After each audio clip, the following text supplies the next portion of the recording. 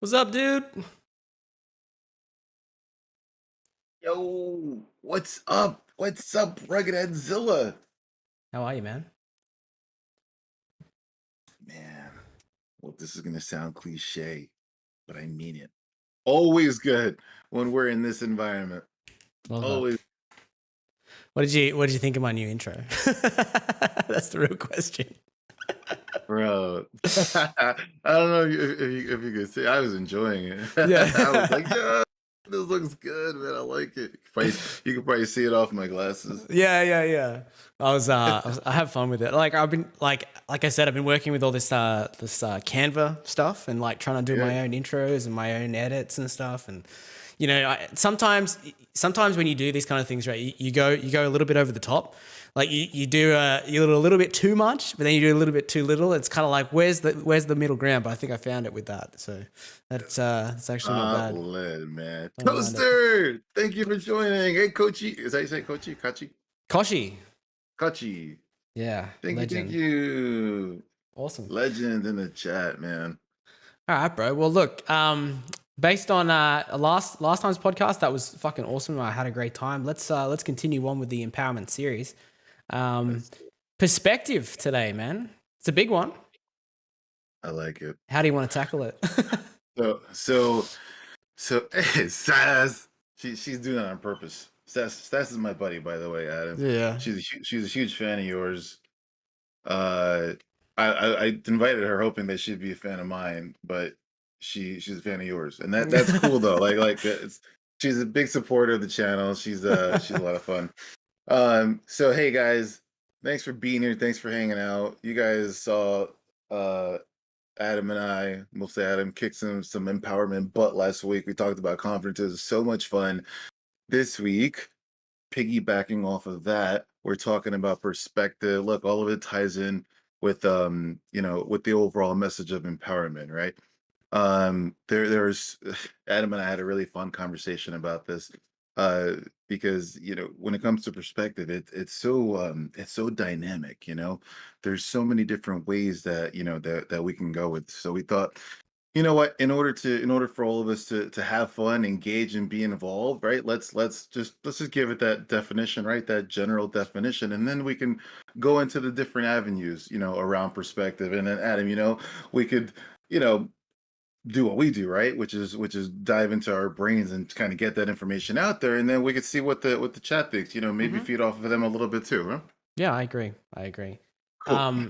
Yeah. Look, I mean, for when it comes to perspective, it's always a difference with each person and each person's experiences in life. Like, Yes. so basically, someone's perspective on one thing, if they've lived a sort of like a sheltered life, it might be a different to someone who's experienced it in the flesh, right? So that's sort of like the way you kick it off. I mean, and that comes with all the other topics that we're going to tie into it, because perspective is, if you don't have perspective on what you want to achieve, then you'll never be able to achieve it because you can't see it, right? So I think perspective on life, for each person, it can be taught, it can be taught, but it is learned experience too. 100%. Hmm. 100%. I think as a baseline, right? When we're talking perspective, whether it be life, school, upbringing, what have you. I Hmm. think we can all agree that it's the culmination, right, of all of your experiences, of the things that you've seen, right, Hmm. of the values that were instilled from parents. Hmm. So 100%. It's dynamic, it's subjective. We all have that perspective.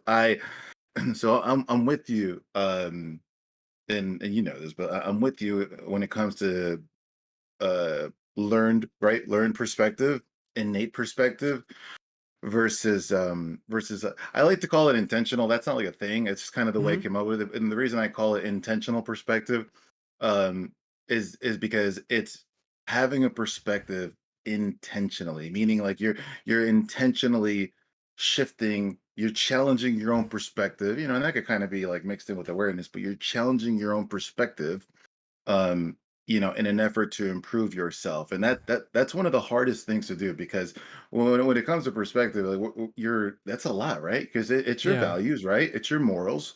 It's the things that you've seen with your own eyes.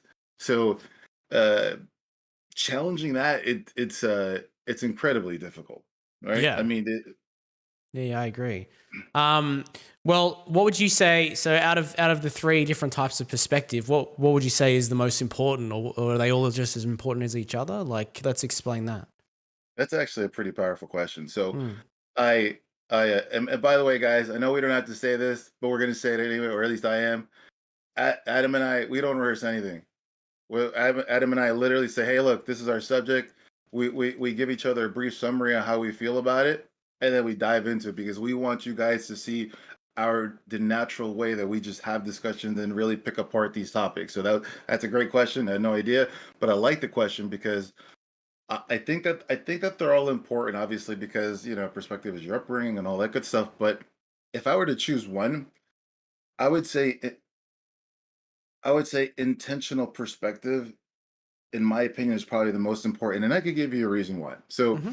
we've talked about like failure. We've talked about confidence. We've talked about quite a bit, even, and we've only we're in our second podcast. But I read this book um a few years ago. This book that talked about it kind of talked about perspective, talked about growth mentality versus just the opposite, right? Growth mentality versus kind of like complacent mentality, right? And the brief synopsis is basically, people who are of the growth mentality, they view failure as opportunity. Okay, now I've always looked at myself as a person who is a I shoot for the stars. I want I want to improve. I want 1% better every day. I know it's cheesy, but I used to use that mantra quite a bit. But growing up, I took failure pretty hard. Like every time I took failure, I viewed it as like, oh, I'm not good enough. It's not for me. I'm not as smart. I'm not as this. I'm not as that. Now that, ties into a lot of other areas of my life. But to tie it back to perspective, I really, really needed to work on convincing myself that even though I've lived a life of this way, even though I know that I've seen things turn out this way and it's happened over and over, I needed to convince myself that if I just change the way I look at something like failure, if I could shift my perspective intentionally, then I'll be able to do things that I've never done before. And I did, you know what I mean? So that's why I think that was more important, Adam, because when you're talking about intentional perspective, you're talking about being able to take things that have haunted you your entire life, Hmm. shift them around, and build things like confidence. I mean, like confidence is a good example, right? Like last week we talked about confidence. Part of how many people do we know that have spent their whole life saying, "I wish I had more confidence," or "God, I want more confidence." Look, there a good portion of that population, never really ends up getting the confidence that they want. But guess what? A lot of them also do, and they wouldn't have been able to get the confidence that they never had if they didn't intentionally shift their perspective. So before I go off on a large tangent, I wanted to, what do you think of that? Which one do you think would be most important to you?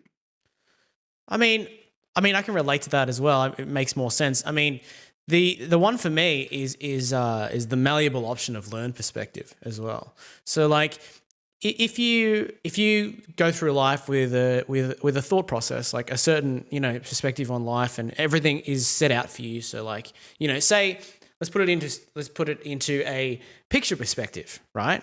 Sure. So like, you've got a canvas and you've got a square, right? Now your life involves inside that square. It's where the saying "think outside the box" comes from, right?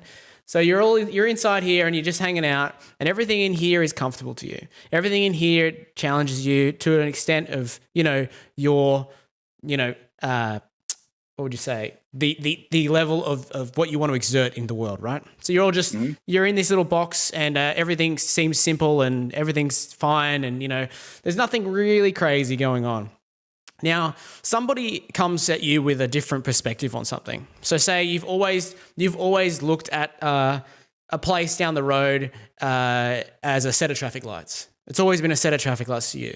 Now, to someone else, that might have been the place where they had a car accident. or something, right? So their perspective on that point of interest changes to your perspective on that point of interest. Now, if that person comes to you and says, "This is where I had a car accident," your perspective changes on that set of traffic lights, because it's no longer just a set of traffic lights. It's a place where your friend had an accident, right? And so every time you drive past that, I challenge you not to think about that, because points of interest are always going to change your perspective on life, right? So if you can be have a learned perspective in that way, whereas you can change your perspective on something, just like that, by inquiring either more information or looking at something from a different angle, then that's a really good value to have. Because if you at the end of the day you learn about this and you then 90% of people now will associate that set of traffic lights with that accident zone, right? But the 10% of people that block it out because they're like, "Oh, I can't be fucked," those are the people that will never go anywhere. All right, those kind of people, like they'll just cruise through life with their horse blinders on and just hope that everything works out. You know what I mean? So you need to, it's the same for when you have a discussion with someone who you disagree with, right? And this is the value of perspective in life, right? You have say you're talking to someone that you oppose completely. Like whatever their view is, you have the opposite view, right? That discussion is going to be more valuable to you than having a discussion with someone who echoes exactly what you believe in, right? If you talk to your friend and you both believe in the exact same thing perfectly, you're never going to have a conversation about something correctly. But if you challenge yourself by talking to someone who you disagree with, right, vehemently, like you just 100% disagree with this person, but they have their facts, you have your facts, and you can try and argue the point, your perspective may actually change on that topic, or their perspective may actually change on that topic based on the information you provide in a conversation. So learned perspective is not only good for the individual, but it's good for humanity in general. Yes. Because if you can't have conversations that are uncomfortable in life, you will live a sheltered life forever and your perspective will never change. It'll always be the same. Dude, that is so true. You know what's funny is I wanted to go in that direction too, man. Because I really did. Because I feel like one of the biggest problems in like today's just general world, right, is people have gotten very comfortable just kind of hanging out in their own echo chambers, Mm-hmm. for the most part. And dude, I think about it a lot. I wonder like why, like, because look, It's comfort, really, isn't it? Like, let's talk about that, right? Because look, I obviously, I got opinions and views and everything, just like anybody else. We all do, right? But when I'm speaking to somebody, and this happens often, right? Of an opposing, let's just say several ideas we oppose, right? I do have the ability, right? I do have the ability to empathize, put myself in their shoes. I have the ability to listen to their perspective without letting, uh, without having any kind of fear of like, oh, it's going to change my perspective. So like, I wonder, like, what is it that people? All right, so comfort. You said comfort, but do you think that people have some kind of like an innate fear that if they open up their perspective, right? Meaning like if they leave themselves vulnerable, that it'll change who they are, or they won't recognize themselves. Like I think about it because the look, we see it everywhere. Like nobody wants to listen to each other. Like, oh, if you don't think the way I do, fuck you. It's that's it. Like I can't talk to you. Like why? Like what's the it's we're talking about perspective in a great context, right? Like in growth and appreciating that somebody else can see the same, look at the same object or the same stoplight, but it just have a different experience. What do mm. you think? What do you think the larger lion's share of the population is in fear of? Now you did say comfort, you didn't say fear, but I think that there's like a little bit of fear involved. Do you disagree with me on that, or It do you think all, that there's something yeah, there? no, 100%. It all falls under the innate feeling that everyone has of tribe mentality. Okay, so everybody has to belong somewhere. All right, belonging to something gives purpose, right? And I'm sure that's another topic that we're going to cross eventually. But purpose gives people the ability to feel like they're a part of something. And if you have a combined confirmation bias, right, with the same people in the same tribe, then you will be comfortable. That's what I mean by comfortable, right? Now, it's the same as when you go and listen to something. Say if you're going to give up an hour of your day every day to listen to a podcast, right? Like this one. Yep. Are you going to listen to a podcast you agree with? Are you going to listen to a podcast you disagree with? All right. If you're going to listen to a topic that you agree with, that's more comfortable, and that's again confirmation bias to you, right? Then that will make you feel more empowered in certain ways. However, this is my challenging question to the people in the chat as well. Isn't it more empowering to have a conversation with someone or listen to something you disagree with and challenge yourself, mentally through that, rather than listening to something that just, reiterates your talking points and literally just lists the things you agree with? I understand one side of an argument that you agree with is an easy conversation.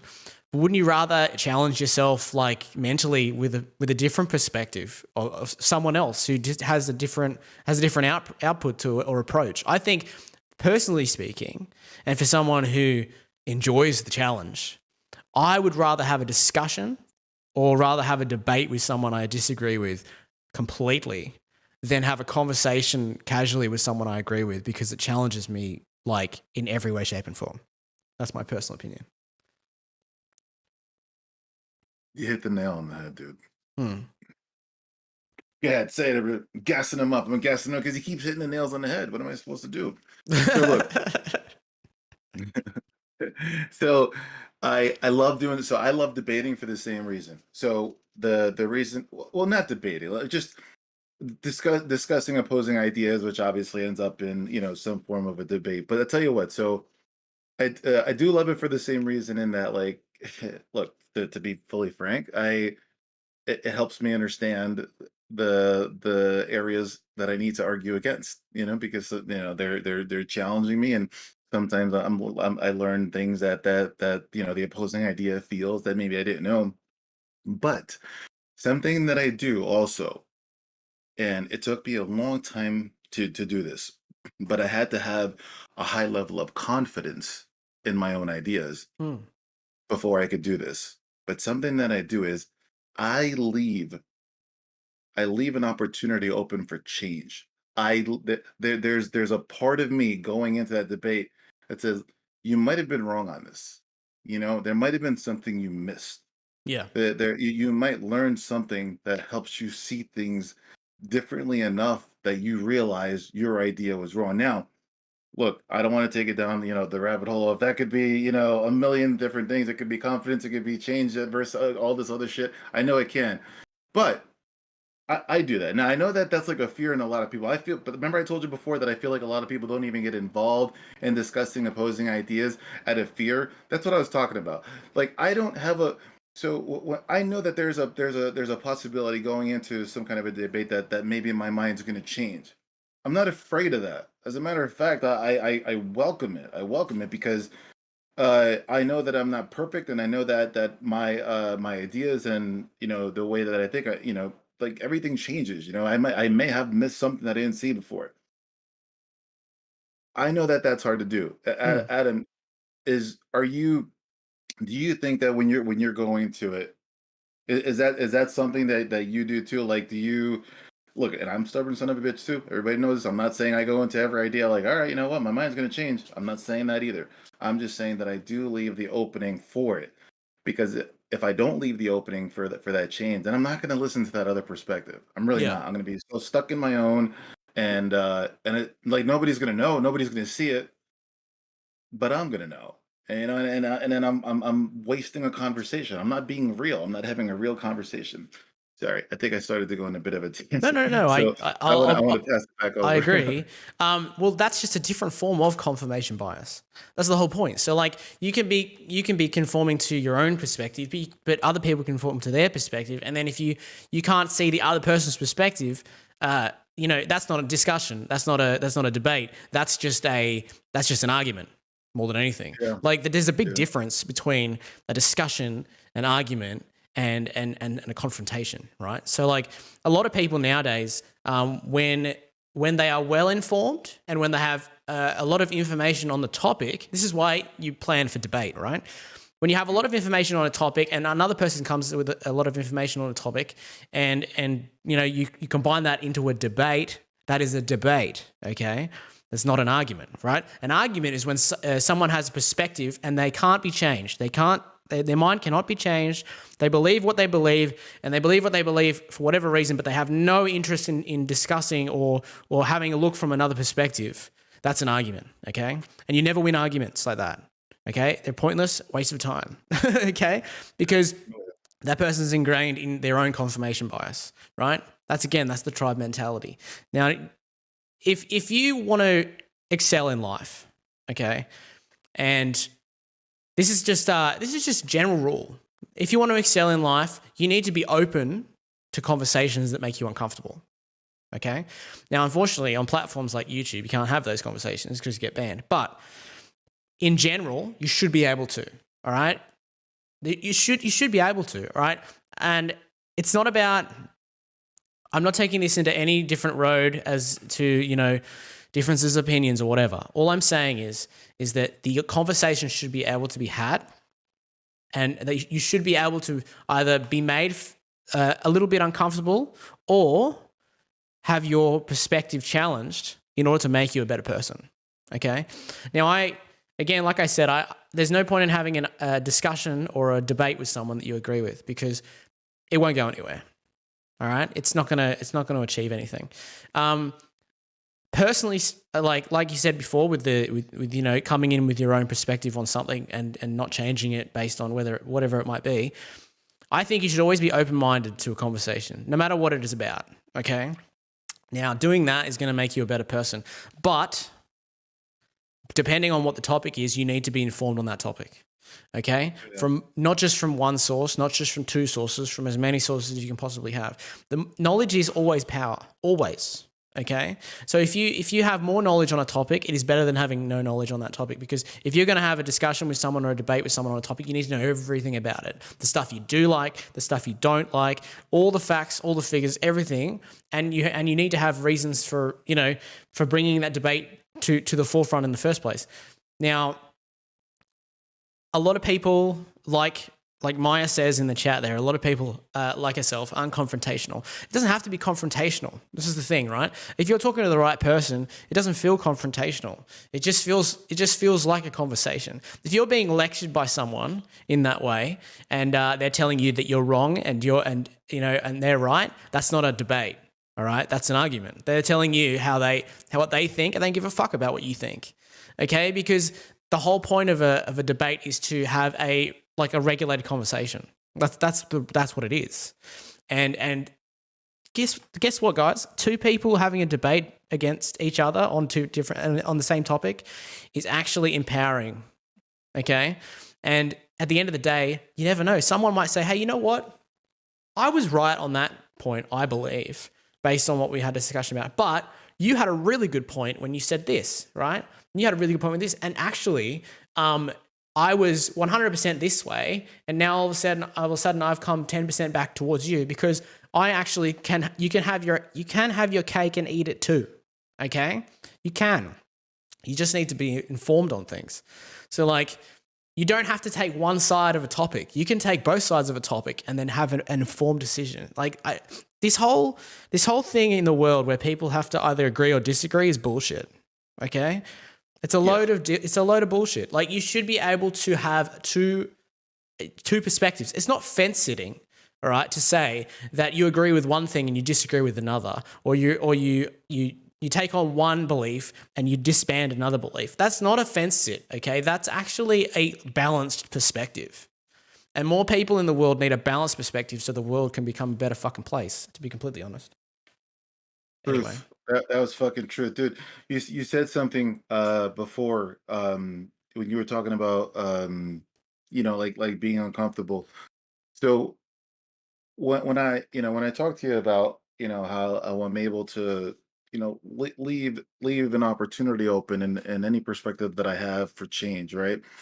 The reason why I was able to get to that is because there were a set of skills that I was working on at the time, and one of those skills, probably the core of the skills, was getting comfortable Mhm. with being uncomfortable. Yeah. I agree. Like in today's day and age, and we were kind of talking about this in a nonchalant way. We're in a very like a very blanketed fucking times, where everybody's like being very careful with their feelings and very careful with themselves, and like making sure like, oh, if I hear something I don't like, I can't get near there. I mean, I need to go watch a video that makes me feel the way, that agrees with me, or talk to my friends that agree with me. I'm not saying there's anything wrong with that, but I am saying that if that's your only go-to, like if you're living life in that fashion, there's something very wrong with that, because you're not leaving yourself room for growth. Let me explain what I mean by that. Mhm. We're talking about debating and having opposing ideas kind of go at it, but right when it comes to perspective, if you can get comfortable with being uncomfortable, one of the best ways you can start to do that, right, is take something in your life that you're not fully happy with. And look, we could all think of something, right? Take something in your life that you're not fully happy with. It could be your dating scene, your relationship, your social media presence, a relationship with your family, test taking. It could be anything. Something that you're just not really too happy about, you haven't been too happy about in a while. Think about how many different perspectives you've had towards that one thing. Like, be honest with yourself. How many different things have you tried? Truly different, not mainstream, like I saw a YouTube video or I saw something on a TV show. Really, really like sat down and gave yourself the opportunity to hear a variety of different perspectives from people who are doing that one thing super successfully. Do that, because if you're working on something that's an area of your life that's not the greatest, and you want to grow in that area, you want to improve in that area, Adam, in my opinion, I think that's like a safe way for people to start to learn to get comfortable with being uncomfortable. They could start to learn hearing out different, because now it's not like, oh, I'm hearing a different perspective on an idea that I really believe in. Now it's more like I'm hearing a different perspective because mine hasn't been working for 20 or Mm. 30 years. Yeah. Did, No, did, I, did I that's confuse? I don't know if I made sense no, there. no. That's perfectly makes sense. It's like a type of normality and routine. I think that's how I would describe it. So like if you have the same routine every single day, let's take the example you gave with relationships, right? Mhm. Now, if you say you're in a relationship, right? And look, I'm not the relationship guru, let's be honest, but I think you guys will relate to what I'm going to say here. Say you're in a relationship and every single day you start your day in a certain way. Okay? So you get up, you have a shower, you have breakfast, you have a chat, you go to work, whatever it might be, all right? And you feel like if you're in a relationship, you feel like maybe there's something, like conversation wise that, it's not quite going the way you plan it, right? Now, if you take the perspective of every single day and you do the exact same thing over and over and over again, your routine becomes so rudiment, right? That literally, if you were to inject one little tiny thing into that routine, that would change your entire perspective on what you do for the day, right? Now, you can do this with anything, work, relationships, whatever it might be. But say every morning, instead of getting up, having your coffee, having a shower, having a chat to your spouse for 5 minutes about something, about the news or the weather or whatever it might be, and then going to work, how about instead you, during your coffee and after your shower, you come out and you say something, talk about something completely different. You know what I mean? So like, this is a very mild example, but you know where I'm going with this. So Oh yeah. so say you come out and you say, "Hey, I read that this thing that's happening on the weekend, this event, and this is what it's about," and they just be like, they will be like, "We're not talking about the weather today, and we're not talking about the news today," and all of a sudden you're just saying something, I don't know, something out of the blue like that. They'll notice that, right? That'll change their perspective on the entire day.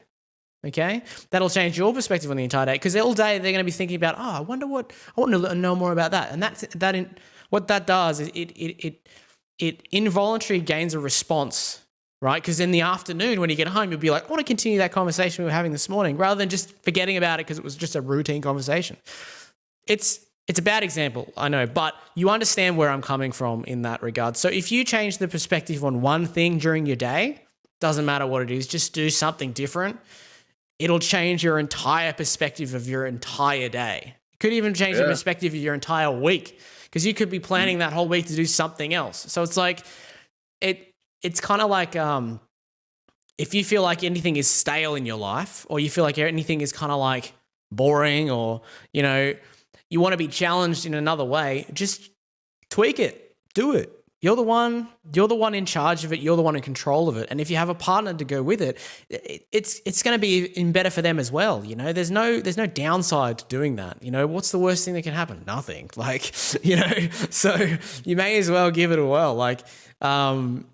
I can't practice what I preach, obviously, because, I'm single, but you know what I mean? The example I use is just something maybe some people can relate to. You know what I'm saying? Yeah, dude. What's funny is that I'm sorry. I don't want to cut you off. No, I'm done. Go.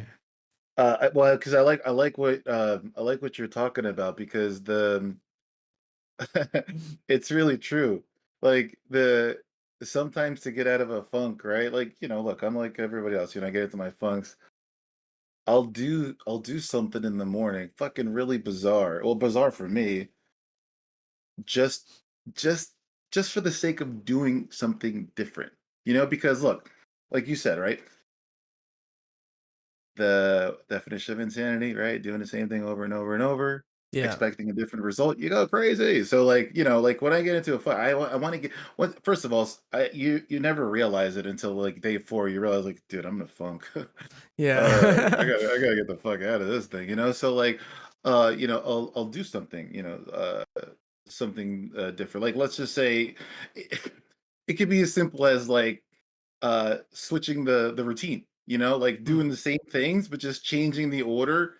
And it's remarkable how that could just, I don't know what it does to perspective. I don't know the science behind it, but for me, it just like it opens me up. It's like me telling, like, it's like I was like, chill, Ken. Like, look, it's gonna get done. All right, doesn't have to be perfect. Doesn't have to be the same way every time. It's gonna get done. Relax. Go carry on with the day, and then you just start paying attention to things that you never paid attention to before.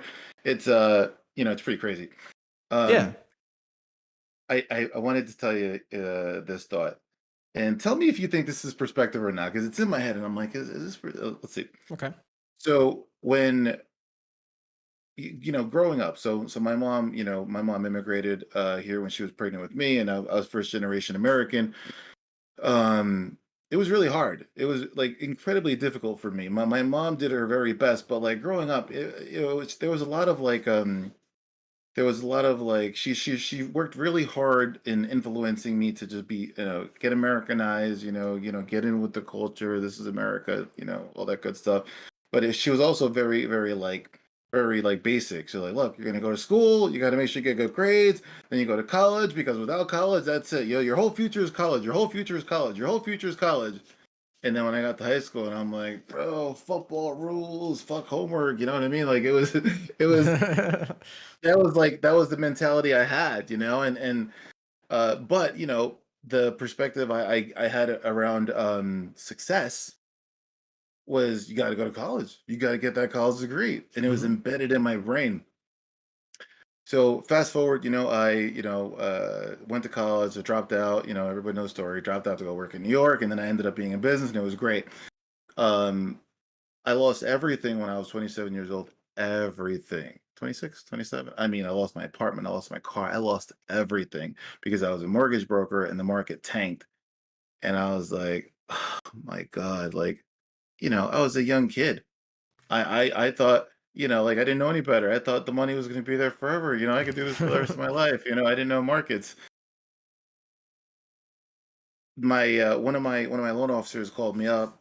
Ken, you gotta go come work at this place. You gotta come work at this place, man. These guys don't know how to sell shit, man. You'll do great. You'll do great. I look at the requisite, like the job description, and at the very bottom, college degree. What do they say? Required, a required, master's preferred, and I'm like, oh, there it goes, there it goes. But everybody else also told me, along with my mom, they were always like, oh man, yeah, dude, you want to do anything great in this life, you got to have that college degree, you got to have the college degree. I thankfully at that point in my life had known a couple of people who were tremendously successful. I mean, millionaires that had befriended me, and they were entrepreneurs. I went to them and I Mm. said, "Hey, look, I lost everything. I want to get into this company, but man, like, is it worth it? Because I don't think it is. I'm just gonna see what I could do. I'll go find something. I don't want to say no. I left room for the perspective to be shifted. Thankfully, they gave me a whole bunch of pitches. They're like, "Oh, Ken, that's just not the way it is." Like that's the way a lot of people have come to believe it, but that's just not true. Like when they see college, when they see bachelor's required, master's preferred, you need to ask questions. Mm. Like, why do you think they put that on there? And that's when like he really started opening my mind. I was like, well, I guess they want to make you smart. Okay. Well, is that the only way that you can show somebody that you're smart? And I was like, no. And like before you know it, like we have this conversation, I was just like, fuck yeah, I can get this job. You kidding me? These poor saps with their college degrees are gonna go in there fucking like unprepared, not ready to talk about the things that I'm gonna talk about. But guess what? I'm not gonna go into the whole story, but I did end up getting that job. It was a 6-month process, and I got that job over 6 other candidates who all had college degrees. If I never changed my perspective on that, and that was hard. That's 27 years of looking at things one way, but having like, the courage to challenge that. Mm-hmm. But Adam, I mean, my life like flipped around. It literally, like, the route, like, it's not like it shifted, like the route just went totally the other way, like in the best way possible. Yeah. Uh, So I'm sharing that story, everybody, because of what I said before, about how, like, there's, if you really look deep enough and at yourself, and you can get comfortable with being uncomfortable, be a little vulnerable, like, just once in your life, take it in the chin. Say, look, I fucking suck at this. I fucking suck at this, but it's such an important part of my life. Maybe I've been doing it wrong. Let me try to shift the perspective. I think that could be a game changer for so many people. I'm gonna stop there because I could go for like another hour talking about the same shit. And but I don't want to. I don't want to. Anyway, that's No, it's what beautiful. you what I love that. He's like, yeah. That was actually no.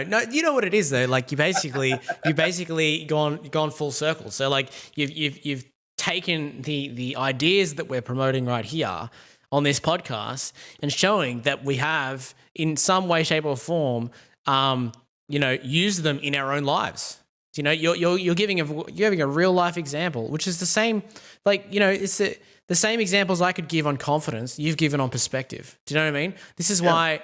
This is why people can understand what we're saying, because they can relate to it, because we can relate to it ourselves.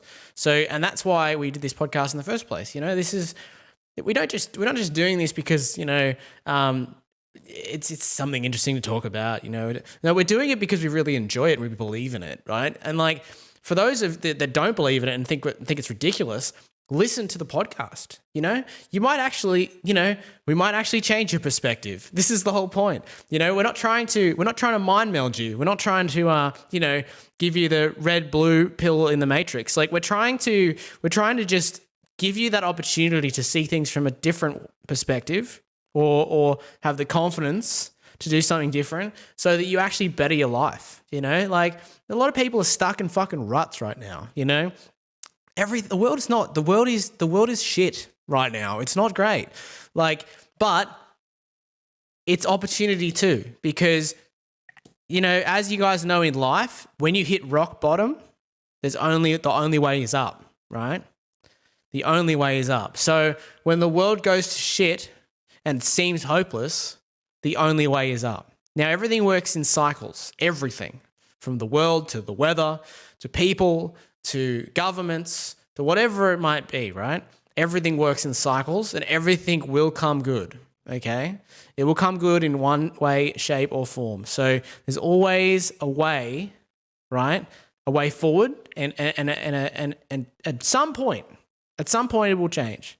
Now, it's up to you whether you embrace that change, okay? It's up to you in your life whether you actually embrace the change or you move with the change, right? Because a lot of people, what they'll do is they enjoy being a martyr, okay? They enjoy being the victim. They enjoy being the person who goes, oh, poor me, come here, give me a hug, give me money, give me everything. Oh, I'm so sad, blah, blah, blah, blah, blah, okay? There's people like that in the world. Now, it's obviously, everybody knows someone like that, okay? And every single person in this in this chat and in this community knows a person who is a victim, who cries poor me's. Everyone does. And if you don't know that person, you are that person, okay? That's just solid truth. Now, it's a perspective thing again. Like, if you have a different perspective on something and it might challenge you, you might pull yourself out of being that person, all right? The world is not out to get you, okay? Sometimes it sucks. Sometimes it does suck and it seems hard, but it's not out to get you, okay? Again, it's a perspective. It's the glass half full sort of situation, you know? It's you've got to move with it and change it, all right? You're the only one that can do that, okay? Other people, yes, they can help you, all right? If you need help, always reach out for help, no matter what it is involving. Other people can help you. Other people can be there for you. Other people can show you a better way. You know, that's learning, okay? That's education. But at the end of the day, it's up to you, okay? And sometimes, you know, if you have a goal in mind and the end result's all the way over here, sometimes it seems a little bit out of reach, yeah? It seems kind of like, oh, look, I'm never going to get that. You know, I'm never going to get that. I'm never going to get that. We're not talking about going to the moon, okay? We're talking about maybe purchasing a house or getting a job or whatever the normal life routines are. Not trying to, you know, sail around the world in 310 days or something like that. This is not, we're not reaching for things that are ridiculous. We're reaching for things that are achievable with the right perspective, okay? So you just need to start from 1, okay? Or 0, whatever it might be. You have to start somewhere. And if you can take the 1 step, we've talked about this with confidence as well. If you can take the 1 step to begin the journey to the goal, all right, you will achieve it. You just need to try to do it in the first place. If you look at all the great sort of inventors in the world or the great people of our time, like sportsmen and women and all those kind of people, they didn't get to where they are today just by sitting and waiting for it to be handed to them. Like, they had to start somewhere, whether it be training towards whatever they were trying to do, whether it be, promoting whatever it is they're trying to achieve, whether it be just educating themselves in the right way, like whatever it might be. Everybody had to start somewhere. And if you're sitting there saying, like, you're sitting there just doing nothing all day and just staring at doing nothing all day and just thinking to yourself, oh, I've got nothing, you know, I'm not doing anything. I've got nothing in my life, blah, blah, blah. You won't get anything in your life. Like, you've got to switch off the poor me's sort of situation and start helping yourself, you know? If that means stepping away from certain people in your life, we're coming back to what I was talking about toxicity. If there's someone in your life who is toxic, and no matter how much you care about them, no matter how much you love them, you should let them go, because they're gonna hold you back whenever it comes to whatever you're trying to do. Now, that sounds a little bit brutal in some way, shape, and form, but those who are toxic and those who are of that perspective, unless they change themselves and help themselves, you will never change that person. They will always be that way, and they will try and drag you down with them. Okay, and that is just life. Now, unfortunately, some people will never change. Some people will never ever change, and they are stuck in their ways forever. Now, that's their life, but it doesn't have to be yours. Okay, with a perspective change of whatever it might be in your life, and surrounding yourself with people who have the same sort of goals, are driven, who challenge you, whatever it might be, you will become a better person.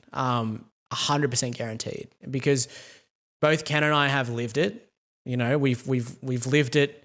We've lived it our entire lives. Like every time we get stuck somewhere, we're like, we look at our perspective of life and we go, how do I move this way? How do I move this way? Like, what do I need to do to get out of this bullshit? Because no matter what happens, it's gonna affect you. Like, because you know we're not dickheads. We're caring people. Like, we're good people. You know, I would consider myself and Ken good people. Like, I'm sure you guys are very good people as well. And you know, it doesn't take much to flick that over to being a dickhead. Do you know what I mean? Like, you've got to try and find a balance in that regards. But it's also not dickheadish, I say, to give perspective to someone. Okay, it's not like, you know, saying to someone that they're wrong isn't necessarily having a go at them. All right, you're trying to challenge them because you're like, well, no, that's incorrect, and I disagree. You give your reasons, and then they are that's their relationship to you to say, hey, this is why I disagree with what you say. Right? That's a discussion. That's a debate. You started something there, and it's actually an improvement. If the person's just generally toxic and you say, no, you're wrong, they'll be like, no, you're wrong. And then off they go. It's like, it's not gonna achieve anything. It's not gonna, you know, it's not gonna make anyone a better person. It's not gonna do anything but cause problems, right? So escape the noise, you know? Dude, you said, man, fucking guy, man. This guy jumps into my head, bro. Adam Rugged as Zilla like jumps into my head, dude. This is why we're doing the podcast together. This is no, dude, it's crazy because you know what you said before, right? Like, look, we're all human, right? No man, look, and believe me, I say this at the risk of knowing that I'm gonna get trolled, but like I have a very like very high level of confidence, but even I know that I'm a product of my surrounding. You know, like Adam said, you surround yourself with toxicity. It doesn't matter how confident you are. It doesn't matter. You could be good looking. You could have that shit will eat you. It will eat you. It will deteriorate you. Remember what I said about my story, right? That the one job that I was able to get when I was 26. That job catapulted me into the career that I have today. But what I didn't tell you, and what Adam reminded me of, because of his example, is that my best friend at the time, I thought he was my best friend, was the first person to say, "Dude, why are you even bothering? Why would you even try? Like, you should like, I don't see you applying anywhere every day. Like if I were you, man, I'd be just like applying for jobs that I'm probably more He fucking said, apply for a job that you're more qualified for. Like, dude, I know what it is when a friend comes to you with love. When he came to me, it was like sheer, like, he was bothered that I was chasing like something bigger that I believed I can get. And I was going after it. It's not like you said before, I wasn't fucking going for the moon. I was going for a very, very difficult position that I knew that if I put my heart, soul, blood, sweat equity into it, I would get it.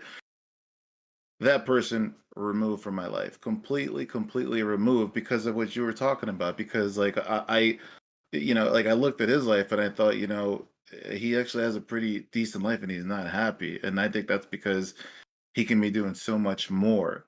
Mhm. So somebody who isn't fully fulfilling their potential, when they see somebody who's trying to go above their potential, that kills them. They're like, fuck that. Like, fucking, what do you try? If I'm not doing it, what makes you think you can do it? You know, and I ended up getting that person out of my life. So that's why I was like, this guy went in my head, because that story made me think about it. The hold on a sec. Oh yeah. The other thing I wanted to is for you guys watching, right? You know, we're talking about like a lot of different things, and perspective is at the core of it. You know, I'd like to just throw like a friendly challenge out there to you guys, and this is out of pure love, because you know I have a lot of love for Adam. I've always had a lot of love for the community that you guys all represent, the community that I'm building. You guys know I fucking adore you guys like crazy. So when I say challenge, I mean like, hey, you know what? Why don't we try this, right? the try to think about, and not now, but like, after the podcast, tomorrow, next week, whatever, try to think about something that you've been consistently failing at. Now, failing meaning like coming up short, not failing like, like past, test or whatever, like that where you've been coming up short. I want to challenge you to think about one or a few things, okay? And s- really think about how you feel about that thing, whatever it is. It could be a relationship, whatever it is. Really think about, be honest with, think about how you feel about that. I said this before, but I'm saying it again because now I'm presenting it as a challenge. And try to force yourself to look at it a way that you've never looked at it before, with the intention of improving that situation. That's going to help you. I promise you. Because one more story, because my stories are fucking long. That's why I can't tell too many. But when I was when I had dropped out of college, right? Had some sales jobs. I was doing a lot of fun stuff, but there was an opportunity that came up that came to me even before all that when I was 19 to work for an insurance company. The I had to take a bus and a train to get to this town called Millburg here in Jersey. I didn't study that well. Remember I told you about how I looked at academics as like bullshit. I was like, I just didn't take it seriously. I didn't think I had to prepare. I was like, oh, I'm just doing sales or whatever. It was like 2.5 hours to get to this place. But you know what? I didn't realize like I really wanted this. Like I really wanted to get the job. I really wanted to do good. I did all that. I went there. I took the test. I got my results, and you can guess. Guess what? Guess what score on the test the universe would give me to teach me a lesson. Here, Adam, give it one. Give it. If the universe wanted to teach me a lesson about taking my life seriously, about really putting effort into something that means a lot to me, I'll tell you what. The passing grade was 70. Mm-hmm. 69. I got a 69. I was distraught. Dude, you know how long that train ride and bus to get back home? It felt like an eternity. I was like, but that was the very first time in my life where, and this was before I read all these books, before I kind of, self-taught about, looking at failure as growth and all this other stuff. But that was the first time out of like sheer competitiveness that I was like, you know what? I fucking deserve it. This is what I get. But dude, I am gonna crush this. I am going. This right here, nah, this isn't me. I didn't fucking fail. This, I failed. Yeah, that's what score says. But this is the universe telling me, Ken, stop fucking around. Take it seriously. Be good. That kind of like the flexible, dynamic, perspective. Start to look at failure as opportunities. Just do it. Like remember you said before, you got to try it. Mm. Right? Just do it. Do it for a day. For one day. Everything that you fuck up at or fail at, look at it as an opportunity. Yeah. I mean, to put that into like a real life example, say everyday example, I mean, I personally believe complacency is sort of like, it's sort of like the basis of all failure. Like if you are complacent about everything all the time and you just good enough is good enough, then nothing will ever be extraordinary. You know what I mean? So it's like it's an extraordinary doesn't need to be 100%. It could be 10%. But if you're always doing 9%, you're never going to see 10%. So it's like if you put it into like an everyday thing, say you're someone who exercises a lot or goes to the gym, you have a set routine, right? So like Mondays you'll do chest, right? Tuesdays is legs, Thursdays is abs, whatever it might be, whatever routine you have. Instead of doing chest on a Monday, because Mondays, people do chest on Mondays because it gets you to the gym. You want to do that muscle group, right? This is for myself. I mean, and a lot of guys I know, like a lot of guys are like, yeah, chest and arms, like because it's easy. You can push yourself as hard as you want. It's a big muscle group. Like it's malleable, whatever it might be. Instead of doing that, just do legs on a Monday. All right. Do legs on a Monday. Now, the ladies will do legs on Mondays. The ladies do legs every day, so let's be honest, because they're always working that booty, all right? But this is the thing, right? Different attractions from men and women, right? But perspective-wise, say the ladies do the chest on the Mondays and the men do the legs on the on the Mondays. Look at that. You've already changed the perspective. You've already mixed it up. You've already messed with the system. Do you know what I mean? And that could change the whole week. Like that could change the perspective on everything. Because you know what? Instead of not being able to work on instead of not being able to walk on a Thursday, Friday, you won't be able to walk on a Tuesday, Wednesday. You know what I mean? So like that might change your perspective on doing other things. You know, it doesn't have to be a massive thing. You know what I mean? You don't need to like change your job tomorrow. You know what I mean? Like you don't need to like, you know, sell everything you own and move country tomorrow. You don't need to like, you know, break up with your boyfriend and go find another husband. Like you don't need to be doing all these massive things. Okay. That's totally long-term goal sort of situations. Just little things, just change little things. Like instead of, you know, if you order pizza every Friday, right? Just don't order pizza one week, order something else. Like, you know, it just has to be one little thing. And if you can change one little thing like that, you can change bigger things down the line because you'll then know how to do it. So you're like, well, I did this already with this thing. Why can't I do it with that? You know, it just, it snowballs. It always does. Just start somewhere. Like I've had to do this recently. You guys know that. Like, you know, I've changed my entire lifestyle in like the past like month and a bit. Like I've literally made massive steps in my life to change everything I do because I needed to, right? And I've done that because I had the opportunity, like, you know, I have the willpower to do it, right?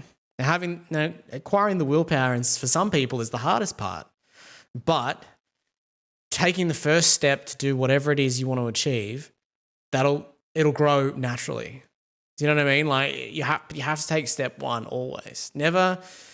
When people say there's a 10-step program of this, there's a 10-step program of this, there's a 10-step program, they're not saying it because it's easy to count from 1 to 10. You have to start somewhere.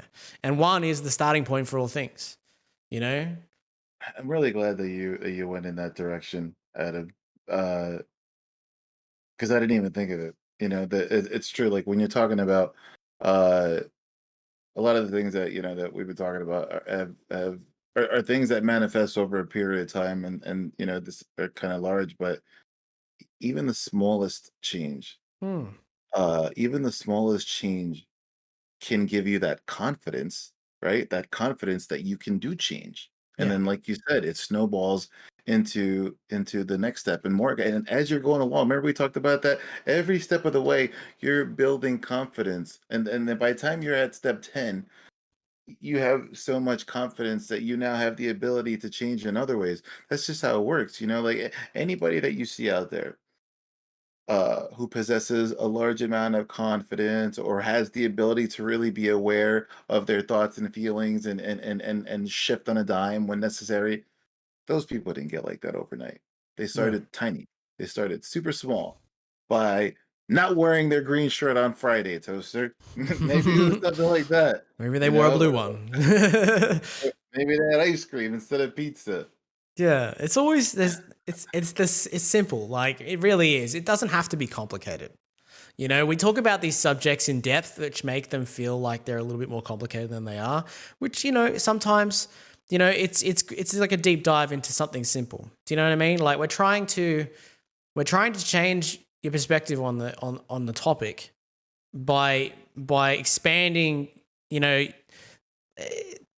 what you think on it. Like a lot of people wouldn't even think of this as a topic. They wouldn't even think of it as anything to talk about. But the fact Yeah. that we're talking about it means you have to listen to it, right? And then you're listening to it and you're like, your perspective is already changing based on just listening to the conversation you're here for. So it's completely like take what you will from whatever we talk about, okay?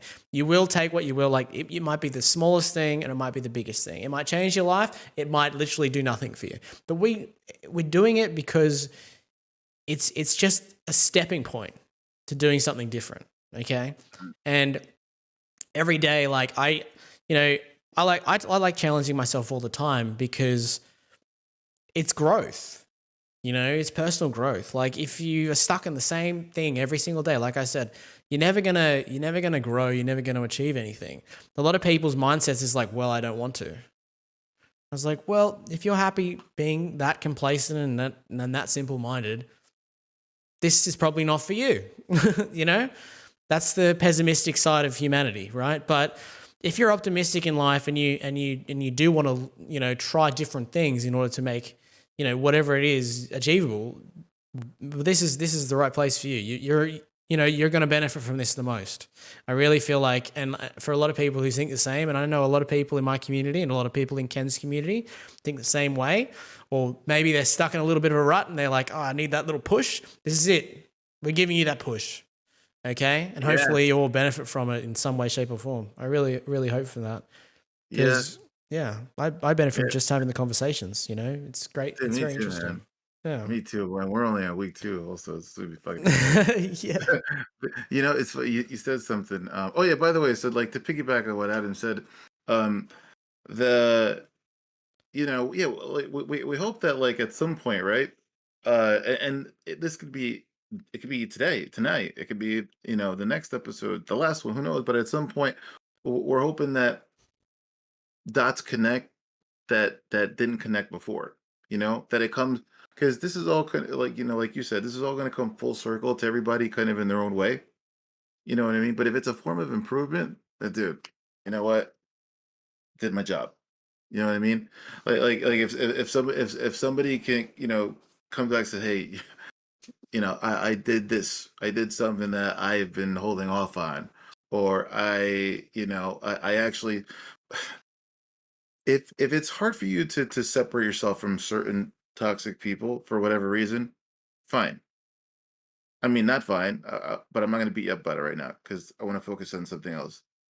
Then still put extra effort at finding more positive people that that you'd like to emulate in some way, because a lot of people say, oh, but it's my brother, or it's my sister, or it's my best friend, or it's somebody that I have to work with, or people come up with all kinds of crazy excuses when they're really tied to somebody. But if you can own that they're a toxic person, fine, let them stay there. But you know what? Then force yourself to work a little harder at finding somebody that's great, because the Adam said, we all know, kind of like the pessimistic side, of of humanity. I don't know why. This is just the way I feel. This is the way I think. But I feel like most of the time, those people, of that mindset, I feel like they're not so much pessimists. All right, they're pessimists, right? But I feel like the pessimistic nature of them is a defense mechanism. Mm. Like, remember what you said, like, oh, I'm good where I am. You know what I mean? I don't really want anything, man. I got a job, got food on the table. I mean, I'm fine, man. I'm not like you. I don't want all that shit. You know what I mean? The I personally think that people that have that mentality, most of them, not all of them, but most of them, they come across as pessimists because that's their defense mechanism. They're so afraid. They have so much fear of failure, of looking silly, of their peers making fun of them, of all this other stuff that really doesn't matter, that they don't want to talk about it, because that means they got to be vulnerable and they can't have any of that. So Mm. let me just tell everybody I'm totally fine. I'm happy with where things are. Look, is it possible? Sure. Sure.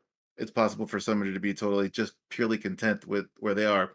But let me tell you something. If somebody's like, oh man, I don't care about all that shit, man. I don't need. I'm fine, dude. Some people, want all that stuff. Others don't. That's not a fucking a content person. That's Yeah. a that's a that's a complacent person who's developed strong defense mechanisms to shield themselves from any criticism. Yeah. Don't fall into the trap, I guess, is what Don't you're don't do saying. it. Don't do it. You gotta push him out, because look, if I wouldn't have pushed out my buddy, remember the one I told you about, who was like, "Oh, bro, you'll never get that job," then then I eventually would have succumbed to that. Hmm. I would have been like, oh, maybe he's right. I'll go get a safer job I would have never ended up where I am today. The reason why I have such a growth mentality, a growth way of thinking, is because a lot of the people that I surround myself with in my circle, they're very similar to that. It's totally different for me. But like meaning like their lives. But as people, they love to take calculated risks. They love to grow. They love to challenge themselves. And things like that. And I'm happy, thank God, I went in that direction because otherwise I would have been fucking trapped. Yeah. Yeah, no, that's just extending on that. I mean, when you have something in life and you've done, say you've achieved what you wanted to achieve, and you look back on it and say, the biggest complacency point you could say is that's good enough. Do you know what I mean? You set the bar on that. You set the bar on what's good enough, okay, on whatever you just done, okay? So if it's, for simple example, say in my job, right, working on a car, right, do a service on a car, you do all the basics, whatever's on the check sheet. You've done the check sheet and you say, good enough. And then I say to myself, wait a second, okay? I want you to be that person that says, wait a second. Okay. Instead of saying good enough, moving on to the next thing, say, wait a second.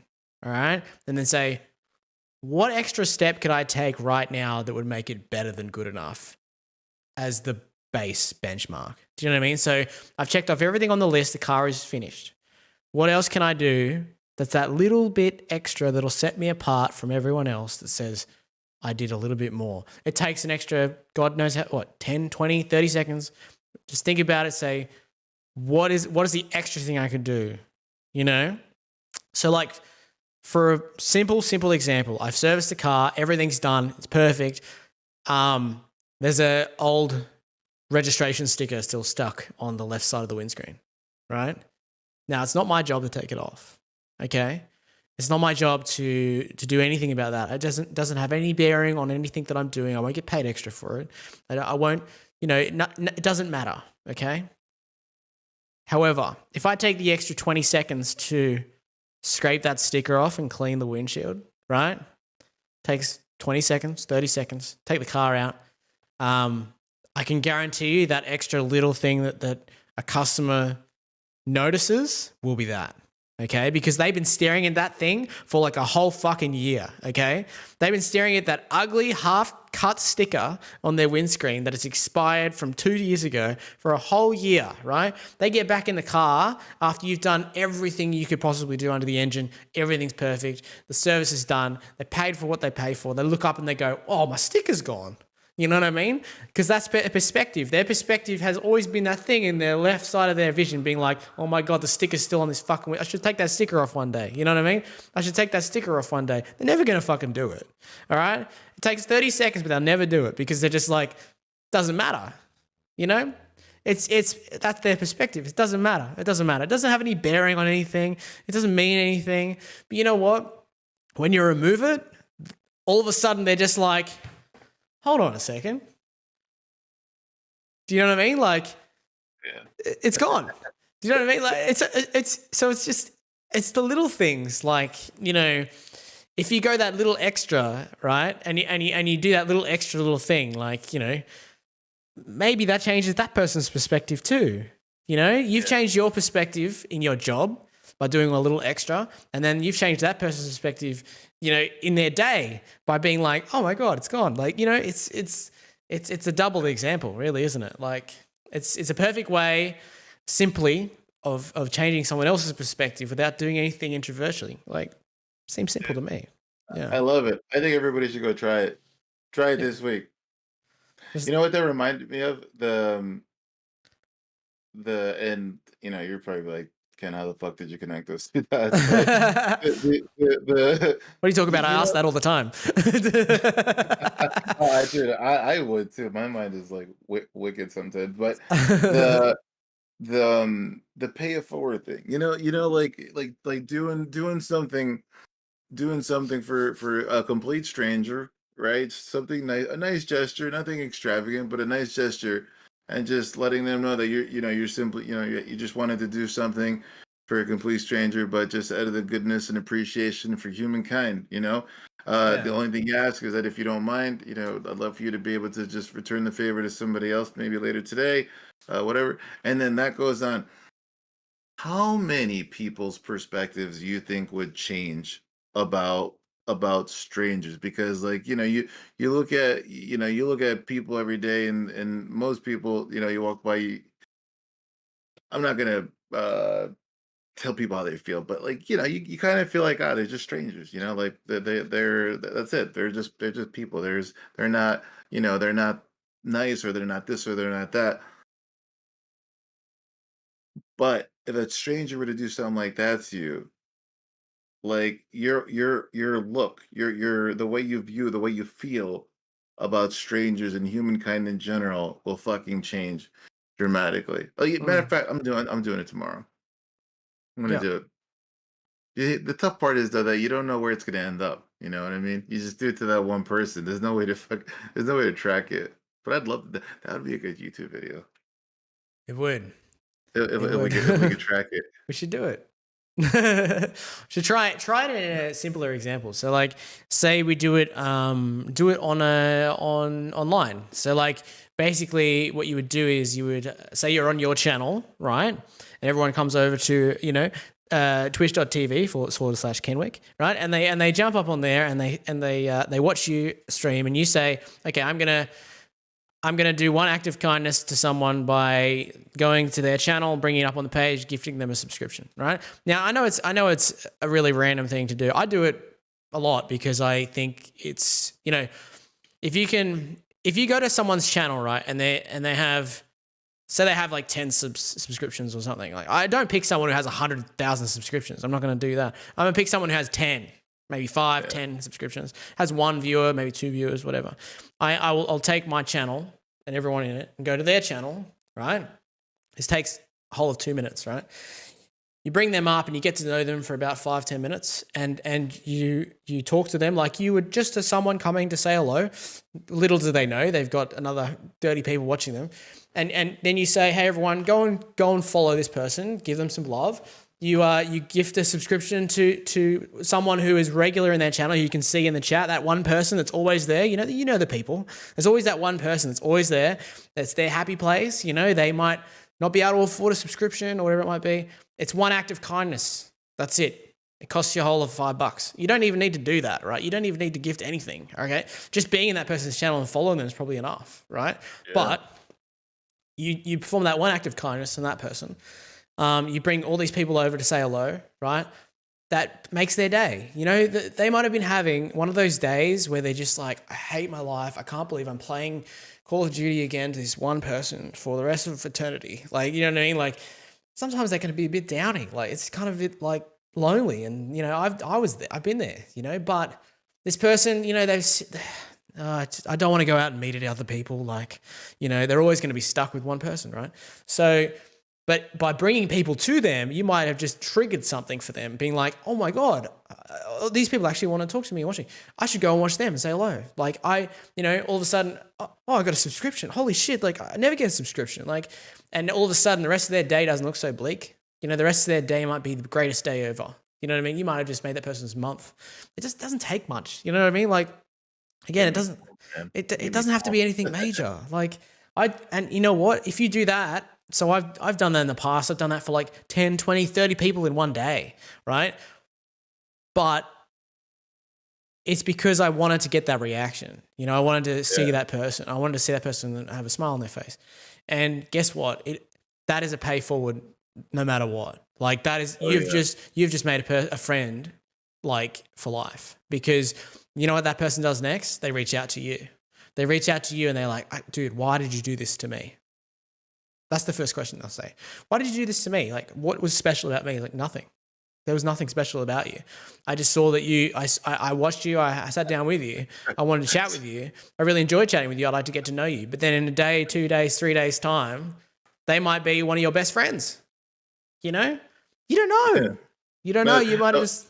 I'm laughing because the way you said it, you're like, no, there's nothing special about you at all. Well, like in the perspective of grand scheme, there's a 1.2 million affiliates, right? Why did you pick me? I don't know. Like, Yeah. I don't know. I just Yeah. picked you. I just clicked it. Like, you don't, there's no categories and like, there's no like formula to it. It's just me clicking and saying hello and then trying to make someone's day. I don't know anything about this person. That's the point. Okay. That's the entire point, is because I don't know anything about that person. All right. That's the entire point. So if you do that, chances are you might change their perspective, and they might do it for someone else. They might be like, that's a great idea.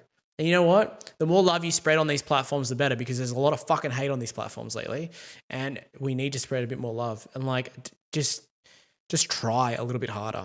Do you know what I mean? Like, it's the internet. It's a fucking terrible place, but it can be a good place if you make something of it. Like, it's just, again, it's all about like dialing it up to 100 and trying something else. I love what you did there.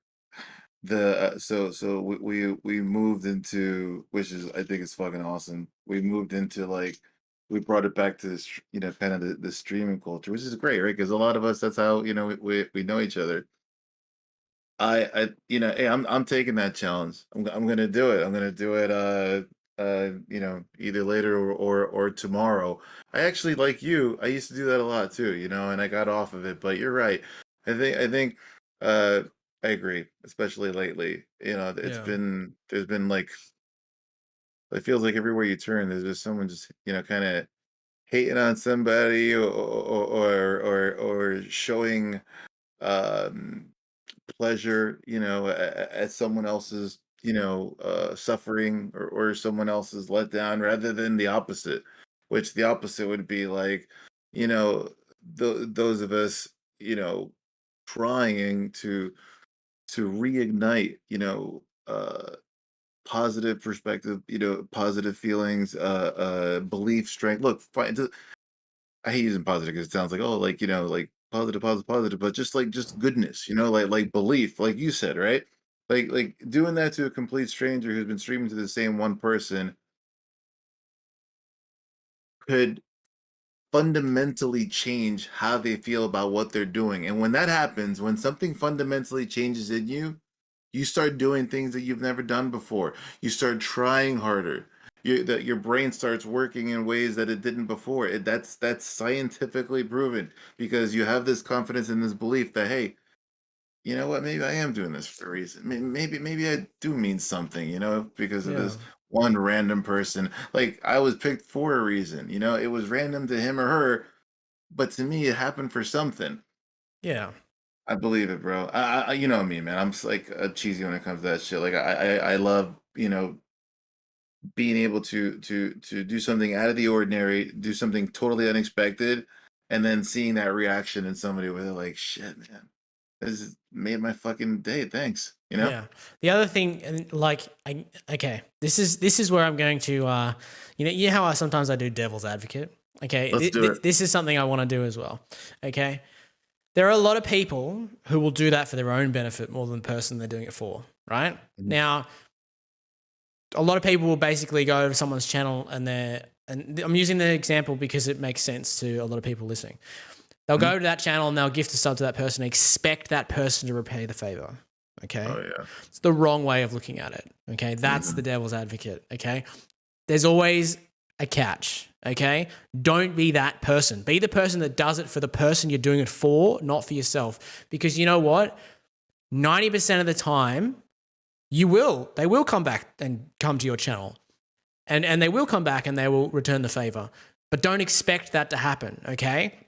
That's what breeds toxicity on these platforms. Is because people expect other people to do everything for them, okay? And they expect, your viewers should be my viewers, and my viewers don't have to be your viewers, and blah blah blah blah blah blah. Stop being a cunt, okay? Just be a good person. Like, just do it for the right reasons, not the wrong reasons. And you know what? You get the benefit of all the things that you were trying to achieve in the first place, regardless, because you're just not being a dickhead about it, okay? So if you go over to someone's channel and you do what I said to do, and you do that for that person, you put a smile on that person's face, and they're awesome, and they never visit your channel again, never come back to you, doesn't matter, okay? That's not what you did it for in the first place, all right? If you want to build your own viewers and you want to build your own channel, put the effort in to go and fucking find those people, Okay, you have to go and do that. If you're sitting with one viewer, God, I don't know how many times I've told my community this, and a lot of them take it on board, and a lot of people don't. But a lot of them that do take it on board, they grow, right?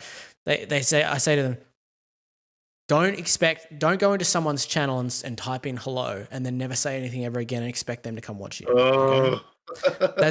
it is so, like, every single person who's a streamer or a content creator can relate to this. It's fucking sad. Okay, don't do it. All It right. does the opposite of what they think it does. It Exactly. does the exact It actually, if somebody comes in and says, "Hey man, how's it going?" and then just, I never see them again. So they'll be in the user list for a whole of a minute and then they disappear. I'm never going to go watch that person's channel. Okay. And for the same reason as if I did to them, would they come and watch my channel? No, they wouldn't, right? Support each other properly.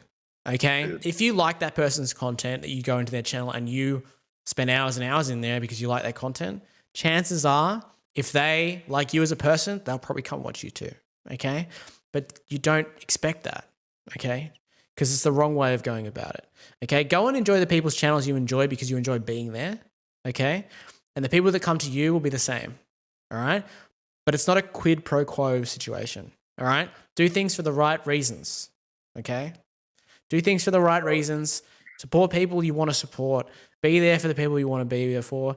And do everything that you think is right. And in the end of the day, you'll be very surprised as to who comes past and actually sticks around because it's genuine. Okay? This is not don't go into someone's channel and be like, here's 10 gifted subs, come watch my next stream. That person's not going to do that. All right? They're not obligated to do anything for you. Okay? That is not the way it works. Okay? If you gift 10 subs to this person because you want to put a smile on their face, not because you expect them to return something on the opposite end of it. That's not, you don't expect that in real life, right? You don't expect like to go into a coffee shop, say, and buy someone a coffee and be like, you have to buy me a coffee tomorrow. Do you know what I mean? That's not how it works. You know, that's not how life works. So why should it be any different on the internet? Like, I don't think it should be. You said it. You said it best. Do it because you think it's right. By the way, see, that's the perfect devil's advocate moment because that's a point that you nailed it already. I want to give you an example to the group to just but I mean everything that Adam said, I agree with wholeheartedly. Do something because you think it's right, because you think that's a good person, because you want to just do the good deed, rather than doing it, oh, another thing too is sometimes people will do it for those reasons, but then they'll still expect something back. What I'm going to say to that is you just got to trust the universe. You just got to trust that some way, somehow, it's going to come back to you. I promise you, I've had that mentality for so long. I can't remember where it started. Probably childhood because it's just the way that my mother raised me, and that's how I'm raising my kids. But I've always been that way. I've always been that way. Like if it's very important that when I do something good or to help somebody, like for example, if you were to ask me how many gifted subs or people I've done versus how many I've gotten, I have no fucking idea.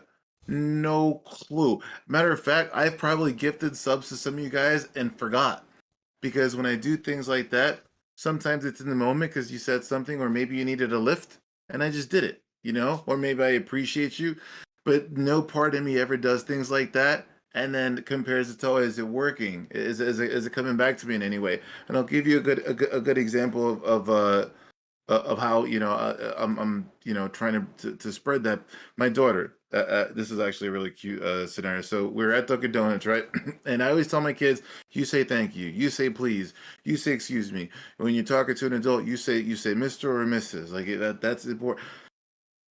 And it's hard, right? Because I feel like today's world, and I feel like everybody who's like older says this, but I feel like today's world is a little more disrespectful than they were when I was younger. But we were going to Dunkin' Donuts, right? And my daughter, she holds the door and I said, "Yes." Let me go. Woman walks right through. And look, I'm not gonna lie. I thought to myself, God, what a bitch. Like my daughter held the door for you in my head. But that's it. That's just me. That's just what I'm thinking. Cassidy goes, Daddy, Daddy, Daddy, she didn't say thank you. And like she's about to cry. And I said, okay, it's all right. I don't understand, Daddy. I don't understand. It was nice. You told me to hold the door for people, and it was nice. Maybe she didn't like me, but did she? She goes, did she not like my face? I said, Cassidy. So I said, Cassidy, let me ask you this: why did you hold the door? And she said, because that's the way we're taught. To hold the door, I gotta respect. Okay, but how does it make you feel when you help somebody else? And she's like, well, I feel good. I said, okay. So you're doing that because it's the right thing to do and it makes you feel good. Okay. Keep doing that because it's the right thing and it makes you feel good. Don't don't ever do it because you want somebody to say thank you. Okay. The thank you, it's a plus, it's nice, this and that, but that's not why you do that. You Mm. don't do that because you want people to say thank you or you want people to think you're a good person. Do it because of the goodness. That's it, dude. I work so hard. So it's so hard because it's like I feel like the fucking world is against the grain, and I'm over here trying to put a good one out there. But in the long run, I think it's gonna work because eventually I want her to be able to do things like me, like what I do. Because I really do. I feel wholeheartedly in my life that a lot of great things happen to me. A lot more great things happen to me than I do to other people. I don't care what the statistics say, on Twitch. This is one tiny, tiny part of my big crazy life. But Hmm. but in my big crazy life, I really feel like there's just a lot of amazing things that happen to me because that's the way I go at life. I go at life like, look, I do everything because I want to, okay? Because I want it's got to be good, not because it's got to come back to me. Now, dude, of course, strategically, if I'm in a business situation, I'm trying to sell a deal, that's different. Of course, there's going to be moments where you're doing something because you need a specific outcome. Yeah. We're talking general day-to-day things that you do because you want to be a good person because you want to try to lift somebody, right? Yeah. Yeah. It's a social construct rather than a business construct. A business construct is different because, you at the end of the day, business is all about making money, right? Like people understand that the reason people come to buy good or service is to pay money to buy it, right? They're not coming to like get it for free. So like, Right. and they know you got to make a living and they've got to spend the money to buy the product that you're, selling and blah, blah. It's a totally different concept. And we'll talk about that, I'm sure, in another podcast. But Mhm. when it comes to social aspects, like give out what you want to get back, but it's not the world isn't fair. Do you know what I mean? Yeah. Like it's not like, and people know that. Like the world's a shit place sometimes. It's not fair. Like not everyone has the same perspective. Not everyone has the same level of confidence. Not everyone has the same goals in mind. They're all different. Everyone has a different thing. So the person sitting next to you on a bus has a different day, a different outcome, a different social group, a different perspective, a different everything on everything. Right? There might be a different Mhm. situation. The health might be different. They might have family and friends and might not. And, blah, blah, blah. There's plenty of, every single person is an individual right down to their fucking DNA. Okay. So you can't just, do one thing, and expect the same outcome. That's basically what we're saying. So but in saying that, do what you think is right. And yes, the universe does have a very mysterious way of paying you off. So you've got to just put out what you want to get back, but don't expect that to come back to you in every aspect of your life because that's just unrealistic. That's all we're saying. 100%. 100%. In saying that, Ken and I were talking prior and just having a little bit of a conversation. I said, remember the story I told you about the coffee shop thing? Yeah. Now, I wanted Yeah. to touch on it just quickly before anything else because I thought it might also lead you down a path of a different direction. But Yeah. the other perspective that I wanted to talk about when it comes to life right now nowadays is mobile phones. Right now, it's a big topic. Don't get me wrong, but I'd like to just touch on it as a general perspective related topic, right? Now, when you walk past the bus stop, okay, nowadays, nobody looks up. Everybody's looking down at their phone. You're on the bus. Everybody's looking down at their phone. Like, I'm guilty for it. Ken's probably guilty for it too, right? Like, every single person in life, like, I noticed something the other day, like, if I'm playing music in my car with the windows down, no one can hear it, right? Because everybody has headphones on, okay? Everybody always, like, I challenge you. I challenge you to be walking in your neighborhood and see if anybody's walking around without headphones in or not looking at a mobile phone or whatever it might be. It's crazy. It's fucking mental. Like, I've never, like, you never really think about these kind of things unless you notice them, right? Mm-hmm. And I'm sitting at the traffic lights the other day and I'm just looking out the window and I'm looking at this bus stop and there's like 50 people standing at the bus stop and not one person was looking up and not one person didn't have headphones in, right? So like you're standing in a crowd of 50 people that you don't even know are standing there. Like that's crazy. Like your perspective of the world is here. You know what I mean? Like you're not even looking outside of here. And there's all these people standing around you. Like, it's not like the old days where you talk to the person next to you. Like, that's just not a thing people do anymore. I think that's wild. Like, and just think about that in every context. Like, even at the gym, right? Like, I don't speak to anyone at the gym. You know what I mean? Like, and when I do, they think I'm harassing them. Like, I'll go up to someone like who's, let's say I walk up to my bag to grab my bottle or something and then there's a person next to me and then they've got the headphones out. I'm like, my opportunity to say hello to someone, you know? And I'm not trying to step on their toes. I'm like, oh, hey, how are you today? And they're like, they look at me weird. Like somebody's talking to me. What am I supposed to do? Now, this is going to have a major effect on children, right? So like, I mean, in the future, like kids are not going to be able to conversate. You know what I mean? Like they're not going to be able to like talk to each other. They're not going to be able to talk as adults. They're going to be completely introverted because they have the screen in front of them. They don't need anything else. Like, you know what I mean? Like they don't need that human interaction, but they don't realize that they really do. Now, the story I'm going to tell you guys, which is a little bit of a test I did myself last weekend, right? So last weekend I'm sitting as you guys might not know, but most Saturday mornings, I have this local coffee shop that's in my house, and I'll go down to the coffee shop and I'll sit there and order my breakfast, and I get the big brekkie, you know, eggs, bacon, all the works, and the coffee, right? And I'll sit there and I'll have it, and I never go with anyone. I usually just go by myself, right? This is my little thing that I like to do, is like a little Saturday morning sort of thing. Like, because I know a lot of Saturdays I don't work. So I'm like, oh my God, I can finally go out at a normal time in the morning and go and have breakfast and not worry about anything else. Now, a lot of people will think I'm crazy for doing this, but I'd never take my phone. Okay? Every time I go, I never take my phone. Now, when you don't take your phone somewhere and you're sitting somewhere waiting for something, what do you do? What do you do? What do you look at? You look at people. What are you supposed to do, right? You sit there and you just kind of look around. And a lot of people don't know what to look at. Because, you know, I can't read anything on my phone. I can't do anything with this. And people panic. They're like, I don't know what to do. I sit there, right? And I just kind of look around. And I look at the people sitting near me and next to me. None of them are even looking at me. They don't even know I exist half the time. They're either looking at their phone or they're talking to the person who's sitting with them or whatever. Now, this is perspective, right? And this is why I'm telling this story, is that, you know, I'm finding it sometimes when you don't have your phone and you're sitting somewhere waiting for something for a long period of time, say 20 minutes. 20 minutes can feel like a long time, right? And you're sitting and you're looking around, you know, do I look at the ceiling? Like, do I look at the people next to me? That can be kind of creepy. Do I look at the waitress? Do I look at the bar? Do I look at the guy making the food? I don't know what to look at, right?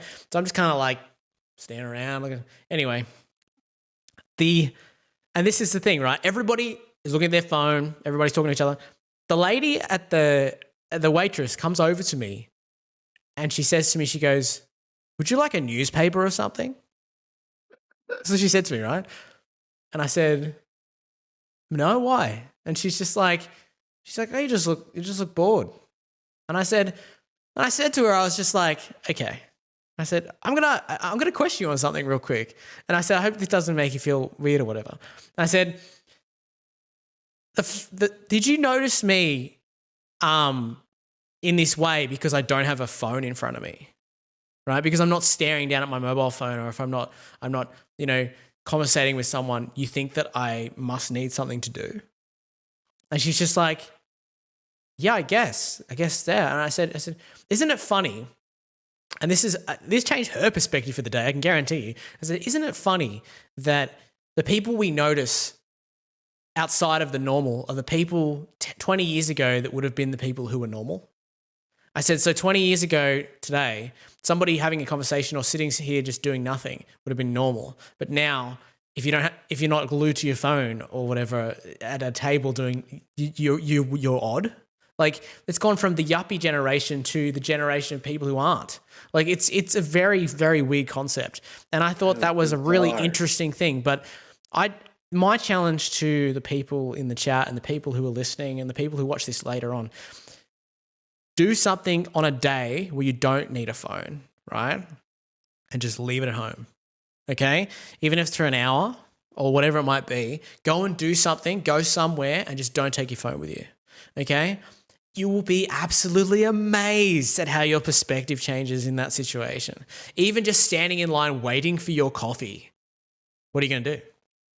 I guarantee you, standing in line waiting for your coffee and standing there waiting for them to call your number, instead of having your phone in your hand, you're going to read everything on the wall, okay? You will read everything in that coffee shop, right from the name Starbucks 7 times to the warning label at the door that says mind the gap. Like, you will literally read every single sign in that shop, and then you'll read it again because you have nothing else to look at, okay? And people will think you're weird because you don't have a phone in front of you, okay? But it changes your perspective on everything, right? Doesn't matter what it is. Way. It is weird in a good way. It's just, I love that. I love this story because of that fucking bizarre twist, right? yeah. Of like how if you were to reverse the same scenario 20 years ago, you'd be the only normal one in a fucking cafeteria or a diner full of weirdos. Like, holy shit, look at all you guys on your phones. Like, who does that? Who does that? I got a paper. Read the paper. But you said something, right? That I think is very, very true and very, very important. And I don't think you realize it when you said it, but you said that generation is going to be fucked at some point in the future. You are 1,000,000% right, and I can give you a good example, but uh, I want you to finish your thought. I could hold mine, but I cut you off. All I was going to end with is, like, again, just leave the phone at home for an hour, just doing whatever it might be doing. As long as you don't, obviously, I need my phone for this. Okay, that's fine. Whatever. Just try it this once. If you go, say you're at home and, the coffee shop's down the road, you need to go grab your coffee. Just leave your phone at home. Just see what happens. I can guarantee you it'll change your perspective for the day. 100%. Yeah. You won't even notice 100%. until you do. Do you know what I mean? Like, go to the gym without a phone. That's weird, right? Go to the gym without headphones. Okay? That's even weirder, right? You imagine go to the gym without headphones and just like listen to the world. Honestly, it's so odd. It's the weirdest shit in the world. Like, go on a bus without a phone, without headphones. That shit blows your mind, right? And it's something so simple, but it's so different, Just try it. Okay, it's funny because people are gonna get all kinds of different like reactions to it. There will be people that could just be like, bro, like it was fucking beautiful. Like I just never noticed. Like, first of all, I didn't realize 80% of the people who go to the gym and never seen them before. Yeah. Because my face goes in my phone. You know what I mean? Or like, God, the things you can hear when you're going for the walk home or whatever it is. Yeah, dude, that's actually a good point, man. Out of all the things that we talked about, that exercise, I think, would be the most likely to change people's perspective because that's true. We could all relate to that world of just like kind of being in there, and on the iPhone, the iPad, or the or even laptop for that matter. But I want to tell you how true it is what you said. because I consider myself old school in a lot of different ways, even in my career and what I do for a living. So I'll give you an example. So part of what I do, right, is I train what's called business development reps. These are people who come in, they're pretty early in their years in terms of sales career, like usually 1 to 3 years into the sales career. And their job is to reach out to the high level executives to make the appointments for me. Now, you know, I don't necessarily have to work with them that much. They got to do their job. But the kind of person I work very closely with them, and over the last few years, I noticed this really huge trend on them, like, not fucking calling, like emailing, going on LinkedIn, like avoiding the fucking phone like the plague. And I didn't have, like, they have their own manager. Like, I'm not their manager. That's like a whole division, right? But they hired a new guy for me just out of college, and he was like, "Oh, I really want to learn everything. I want to make a living out of this. Please, show me the ropes." And I looked at him. I was like, "Really? Like, but do you really want to be successful? Because I'm going to tell you a lot of things that are going to challenge you in ways you've never been challenged before. If you want to be successful, I expect you to do that. If you don't, just be honest, Yeah. but just don't be a liar." And he was like, "No, no, but I'm gonna do. Okay, all right, fine. First thing I'm gonna tell you is that you're gonna do what everybody else doesn't do, and that's call. You're actually gonna pick up the phone and you're gonna call these business executives." And he looked at me like with a stone face, and I'm like, I know it's crazy, right? You're not gonna Snapchat them. You're not gonna fucking, email whatever. Like no. Like before all this technology, when I was in your shoes, fucking decades ago, I needed to pick up the phone and call somebody, and Yeah. in 1 minute convince that person to see things my way. So, anyways, the long story short, right? This ended up. I didn't do this on purpose. This is just the way it happened. They hired a new kid. He had no experience, but dude, over a 6 month period, this kid went from brand new to the number one business development rep in the company. And when we looked at the statistics, it was as clear as fucking day. It's because he called people. Yeah. He didn't do what everybody else does using social media, like living in that fucking bullshit. He called people. So people actually put a voice to the person. Like people, they related to him as a person rather than just an email or whatever, a Snapchat, whatever the hell it is that they Mm. do. But isn't that crazy though? Like all you had to do was just call. Yeah. Back in the day, calling was table stakes. You had to not only call, but you needed to make sure that you had the sexiest fucking 1 minute pitch out of everybody on the street. Mm. Fucking blows my mind. So, anyways, like I said, the reason why what you said was right is because of that. That's why, dude. That's why I'm raising my kids the way I'm raising them. Because, dude, it is gonna be a fucking breeze for them. Because Yeah. everybody else is so stuck in this digital world.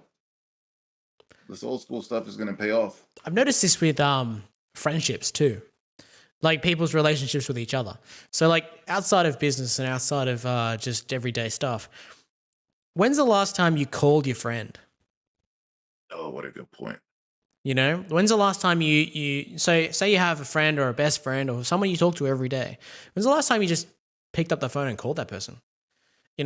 How often is it that you just send a text message or you send a Snapchat or an Instagram link or a TikTok video or whatever it might be, right down to emailing.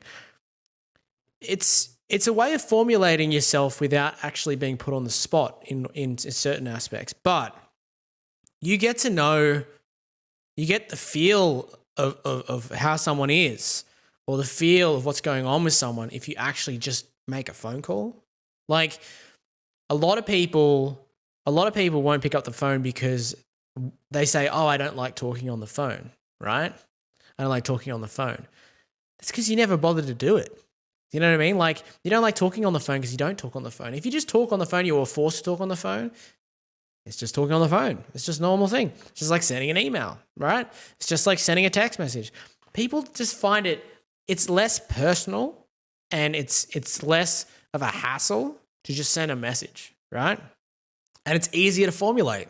It's much easier to formulate, but you never get the real like feel for someone or perspective on whatever they're going through unless you speak to them personally, either on the phone or in person. 110%. It's a different concept. So if you're worried about someone and you really care about them, call them. Call them. I guarantee you will stand out from the rest, okay? You will stand out to that person in every other aspect of life. So like if you just make that effort to actually just, the effort, when I say effort, it's no fucking effort. You just press a button. Like it's not like it's a fucking difficult thing to do, right? Like it's not like you're trying to move a mountain when you could just be digging a hole. Like all you need to do is just pick up the phone, literally, and just press and put it to your fucking ear and just talk. Or you could spend 20 minutes trying to formulate an email that makes no sense, okay? Now, it's easy, but I can guarantee you that person will 100% value your friendship and value you as a person more and respect you more if you just pick up the phone and call them, because people don't do it. It's outside the norm, okay? Like I call people like who I care about nearly every day. And now a lot of them will get pissy about it. Like a lot of people get annoyed by it. I said, but then when I don't call, they ask, why didn't you call? Okay? So like mom, dad, my brother, my friends, whoever it might be, I'll just call them. Like, and they're like, oh, Adam's calling again. Like, you know, but the day I don't call, the next day they'll be like, is everything okay? You know what I mean? Like, you're good. You didn't call me yesterday. Do you know what I mean? Like it's learned behavior too. Like, you know, back in the day when you were younger, or when I was younger, when I was like a kid, in order to talk to my friends, I had to call them on the phone, like on the landline, you know? And like I remembered all their numbers. You know what I mean? I had to remember all their numbers because I didn't put them in my phone and just press the button. You just have to remember their numbers. You have to write them down and then memorize them. And if you type them enough, you remember them. I still remember. I won't say it now, but I still remember my best friend's home phone number. And guess what? It's still his mum's home phone number. Like it never changed. It hasn't changed in 25 years. Like, but I remembered it off by heart because I wanted to call him and I wanted to chat like all the time. And we would call each other after school. We spent all day at school together, but then we talked to each other on the phone. Like that was just what you did when you were younger. You know what I mean? Nowadays, I couldn't, like, if you asked me, Ken said to me, hey, do you know what my phone number is? I was like, I don't know. I just press the button that says Ken. I wait for the phone to answer. Like, I don't fucking know your number. But then, you know what? Know the area code. If you were on a fucking desert island and you had a phone in front of you and you only had one chance at dialing a number, who would you fucking call? You know what I mean? You'd be fucked. Like, but they say, hey, you can get off this island right now and you'll be alive forever. Okay, if you just dial the number of the person that you care about the most, you'd be like, isn't that sad?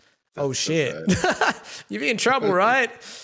So I actually, it's as a memory exercise and as something to actually help my brain, I actually try and remember all of the numbers of the people who I call the most.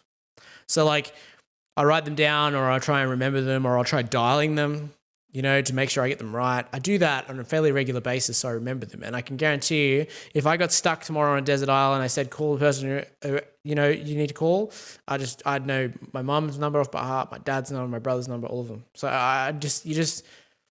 it's like it's both a memory exercise and an exercise in, you know, what if you didn't have a phone tomorrow? What if you didn't have the internet tomorrow? What if, you know, who are your real friends going to be tomorrow if the internet is gone forever? You got to think about that, yeah? Who are the people that will be in your life forever after the internet is gone? Okay? Now, we think the internet's going to be here forever and, you know, it's never going to be here, right? But chances are it might be. It might go. It might disappear. You don't know. You know, I call and now look, guys, of course, you know, getting a text message, you know, from my mom, I love you, son, things like that are sweet, you know, but we're just talking like, you know, making that your one and only form of communication. I call that like I call it the gift cards of communication. Hmm. Look, I know that there's going to be mixed feelings about this, but I am so sick of getting fucking gift cards for birthdays or it's like, don't fucking get me anything. Give Hmm. me a card. Give me a fucking card. Like, dude, you want to talk about meaningless shit, dude? Like, because for me, like things should mean something, especially if it's like a birthday or it's Christmas or something. Like, get a card. It's $2. Write how you fucking feel in it. You know what blows my mind with what we're talking about is that today, literally today, meaning today, March, wait, where March? Yeah, March, whatever. Today, we have more communication tools than ever in the history of mankind. Yet, as a human species, we feel, according to statistics, the least connected than we've ever felt before. People Crazy. are lonelier, they're depressed, the mental health is fucking through the roof in terms of mental health issues. Mind-boggling. Mind-boggling, but it's because of what we're talking about, what you brought up. People have gotten insanely complacent at just sending out meaningless gift cards and text messages when if you made it when if you just made a dial Hmm. and it said even one sentence, it'll blow your mind. It'll also blow your mind how fucking easy it is. It's Yeah. just all in your head. Dude, it's like anything. If you psych yourself out of something and then you do it over the course of 25 years, 30 years, however old you are, it sounds like, oh man, this guy's asking for a lot, man. Okay, what if it's a bad call? Fucking do it. Do it and then let me know if it's a bad call. Yeah. Because then you know what is you spend a lot more time pondering it than you actually just getting it done. So like Yeah. if you just do it and get it done, then you'll know. Do you know what I Yeah. mean? Either way, it's going to end one of two ways. So if you're afraid of the outcome of one or the other, it's a waste of worrying about in the first place. So like just you know all the time you spend worrying about whatever it is that you might be worried about, you could be using that to do other things. Like, do you know what I mean? Like, stop Yeah. wasting your life doing things like this. Like, you need to, again, it comes back to what we're talking about right now is perspective. You need to figure out when it comes to your perspective, you need to figure out what's important. Okay. Pick what's important in life, pick what actually matters, and go and put more effort into those things. Okay. Say you have a 100% bar of effort, right? And there's important stuff, and then there's trivial shit. Okay, put 90%, put 99% of that effort bar into important stuff, and the trivial shit can wait, or it can just be discarded altogether. Just forget about it, honestly, because you're not doing yourself a favor by burdening yourself with trivial stuff. Okay, you're actually affecting the more important things in your life that you should be focused on, and that's perspective. That's what it's all about. That's have you know again, this series is the way we are talking about these things in empowerment. These are steps, these are stages of things you need to develop in order to be more empowered as a person. Okay, it starts with confidence and it leads to perspective. Okay, and that's where we're Very, going with very this, and that is what it's all about. So again, guys, whatever you take from this, we believe in you either way, but whatever you take from this, please, put it into practice if you can, and if it benefits you, we're more than happy for you to listen. But if it doesn't benefit you, we want to hear that too. Like change our perspective. Challenge us too. Like give us feedback on what you think is important and what you think isn't important. Read about things that you might not normally read about, discuss things you might not normally discuss, call that person you may not normally call. Just get it done and then let us know and see how it makes you feel. Because at the end of the day, it's going to sound corny as fuck, but you only live once. And if you don't make the most of it, you waste it. Okay? So if you need to take that step today, take it now. Don't take it tomorrow. Don't take it the next day. Just take it now. Just do it. I love it. Good job. Good job. I love it. You brought it back home. You tied it.